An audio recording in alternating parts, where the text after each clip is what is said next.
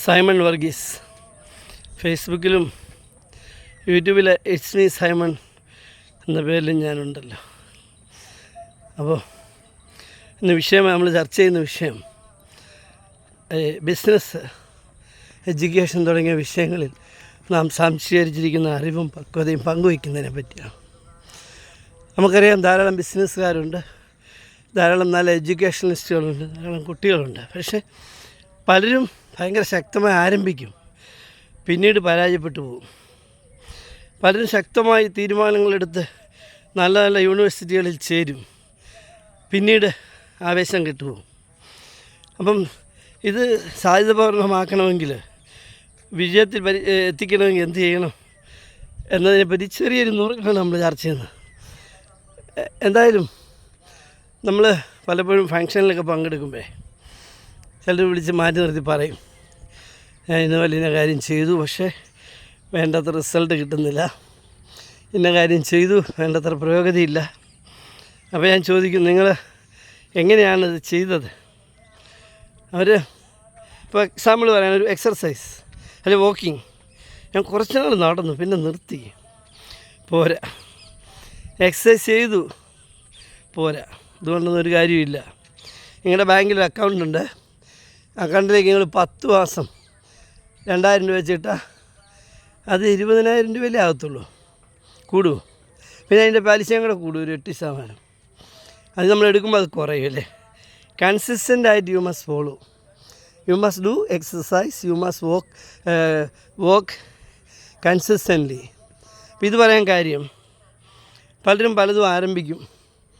ചിലർ നമ്മുടെ ക്ലാസ്സൊക്കെ ഇടുന്ന കൊള്ളാം, നമുക്കൊരു നീന്തൽ പരിശീലനത്തിന് പോയാൽ അത് കുറേ പരിശീലിച്ച് അങ്ങ് നിർത്തുക, പോരാ.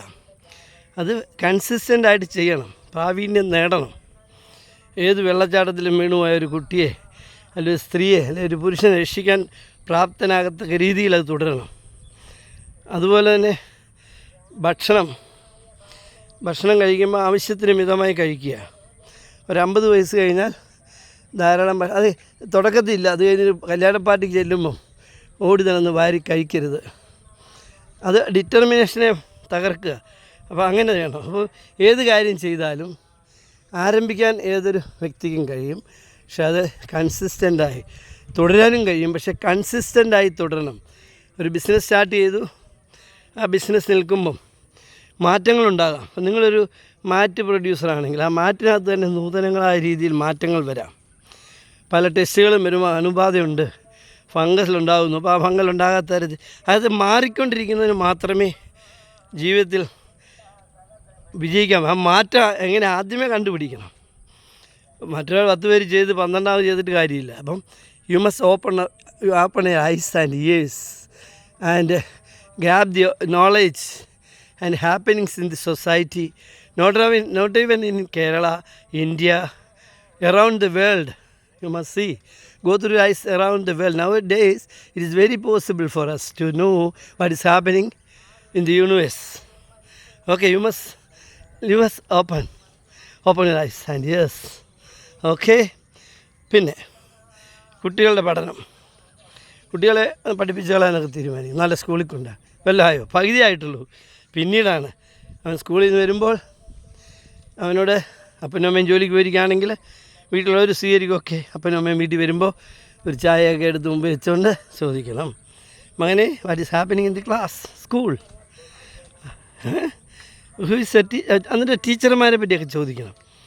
അവരെ ക്ലാസ് ടീച്ചർ ആരാണ്, മാത്സ് പഠിപ്പിക്കുന്ന ആരാണ്. ഇതെല്ലാം ഓരോന്ന് പറയുമ്പോഴും അവൻ്റെ ഉള്ളിൽ ഒരു മാറ്റം നടക്കുന്നുണ്ട്. ക്ലാസ് ടീച്ചറാണെങ്കിൽ ക്ലാസ് ടീച്ചറോ രമണി ടീച്ചർ ഉണ്ട്, നാളെ ഹോംവർക്ക് ഞാൻ മറന്നിരിക്കുകയായിരുന്നു, അല്ലെ ഇന്ന് ഇന്നതാണ് പഠിപ്പിച്ചത്. അപ്പോൾ അവൻ ശരിക്കും കാര്യങ്ങൾ ഗ്രാസ്പ് ചെയ്ത് അവൻ ഭയങ്കര വാചാലനാവും. രമണി ടീച്ചർ ഇന്ന് അത് പഠിപ്പിച്ചു, ലിറ്ററേച്ചറാണ് ഷേക്സ്പിയറെ പറ്റി പറഞ്ഞു, മലയാളമാണെങ്കിൽ ആശാനെ പറ്റി പറഞ്ഞു, കുമാരനാശാനെ പറ്റി പറഞ്ഞു. അവൻ ആവേശം കൊള്ളും. ദാറ്റ് മീൻസ് അവൻ്റെ അത് പതിയെ. അപ്പം അത്തരത്തിൽ LKG ആയാലും കൊള്ളാം, 10th ആയാലും കൊള്ളാം, നിങ്ങളത് ഫോളോ ചെയ്യണം. ഇപ്പം ഒരു 5th 6th കഴിഞ്ഞാൽ പിന്നെ ഫോളോ ചെയ്യാൻ പോയാൽ അവരെ കിട്ടുമെന്ന് തോന്നുന്നത് തിരക്കാണ്. But even though you must ask certain simple questions.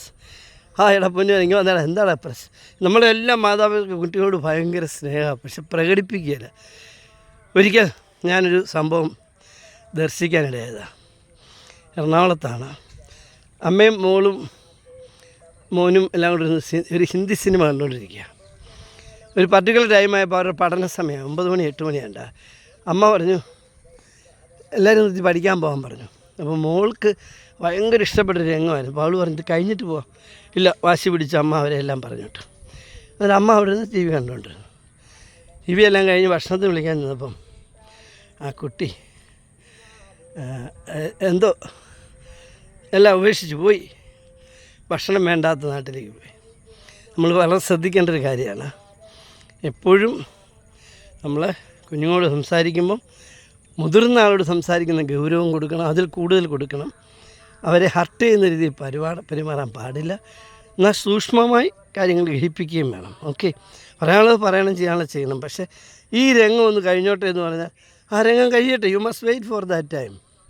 അല്ല, ഞാനിപ്പം ഒരു പട്ടാള ഓഫീസറെ പോലെ കടുംപിടുത്തം പട്ടാളക്കാർ പോലും ഇപ്പം അയ്യാൻ തുടങ്ങി, വിട്ടുവീഴ്ച ചെയ്യാൻ തുടങ്ങി. അപ്പോൾ അങ്ങനെ ചെയ്യണം. ഓക്കെ, എനിഹൗ ജീവിതത്തിൽ വിജയിക്കണമെന്നുണ്ടെങ്കിൽ കൺസിസ്റ്റൻ്റ് ആയിരിക്കണം. അതുപോലെ അപ്പനും അമ്മയ്ക്കും വണ്ണം കുറയ്ക്കാൻ വേണ്ടി കൊച്ചുങ്ങൾ ഭക്ഷണം കഴിക്കേണ്ടെന്ന് തീരുമാനം. കുഞ്ഞുങ്ങളുടെ പ്രായം എന്ന് പറയുന്നത് എന്താ? അല്പം മധുരം കഴിക്കണം, അല്പം നല്ല ഫ്രൂട്ട്സ് കഴിക്കണം, അങ്ങനെ കാഷ്യൂനട്ട് കഴിക്കണം, അങ്ങനെ കഴിക്കേണ്ടതായത്. അപ്പനും അമ്മയ്ക്കും തടിയില്ലെന്ന് പറഞ്ഞൊരു വീട്ടിൽ ഒരു വലിയ എൻജിനീയർമാരുടെ വീടാണ്. അപ്പനും അമ്മയൊക്കെ വലിയ എൻജിനീയേഴ്സാണ്. പക്ഷേ ആ വീട്ടിൽ അവർ ഒരു സ്വയം പ്രഖ്യാപിത ദാരിദ്ര്യത്തിൽ ജീവിക്കുക. എന്തിനാണ് വണ്ണം കുറയ്ക്കുക? കുഞ്ഞുങ്ങൾക്ക് എന്ത് കഴിച്ചു? അവർക്ക് ഫ്രൂട്ട്സ് കൊടുക്കണ്ടേ, സ്വീറ്റ്സ് കൊടുക്കണ്ടേ, ബിസ്ക്കറ്റ് കൊടുക്കണ്ടേ, അവർക്ക് ഇഷ്ടമുള്ള ഫുഡ് കൊടുക്കണ്ടേ, ചോക്ലേറ്റ് ഒരാഴ്ചയിൽ ഒരു നല്ല ചോക്ലേറ്റ് 1-2 ചോക്ലേറ്റെങ്കിലും കൊടുത്തിരിക്കണം കുട്ടികൾക്ക്. അത് ഞാൻ പേര് പറയും, നല്ല ചോക്ലേറ്റ് അത് കൊടുക്കണം. കുട്ടികളുടെ ബുദ്ധിയും അവരുടെ എനർജിയും ന്യൂട്രീഷൻ ഡെഫിഷ്യൻസിയൊക്കെ പോകാൻ വേണ്ടിയാണ്. കുഞ്ഞുങ്ങളിങ്ങനെ ഭക്ഷണം ആവശ്യപ്പെടുന്ന അവരുടെ ബോഡിയുടെ ഒരു സീക്കിങ്. അപ്പം അപ്പനും അമ്മയ്ക്കും അല്ലെങ്കിൽ ഗ്രാൻഡ് പേരൻസിന് വണ്ണം കുറയ്ക്കണമെന്നും പറഞ്ഞ് അവരെ കൂടി അതിനകത്ത് പിടിച്ചിടരുത്. ശ്രദ്ധിക്കേണ്ട ഒരു കാര്യമാണ്. ഓക്കെ, എനിഹൗ എല്ലാവർക്കും നന്നായിട്ട് ജീവിതം മുന്നോട്ട് പോകാൻ കഴിയട്ടെ. Ismi Simon YouTube channel subscribe ചെയ്തിട്ടുള്ളവർ സബ്സ്ക്രൈബ് ചെയ്യണം. ഫേസ്ബുക്കിലും ഫോളോ ചെയ്യാം.